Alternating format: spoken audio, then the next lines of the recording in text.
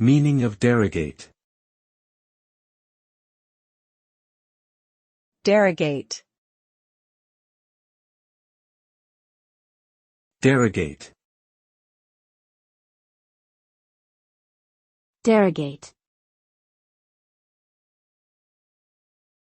Derogate.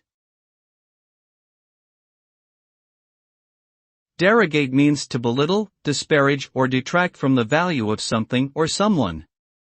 When someone derogates something, they are essentially diminishing its worth or significance.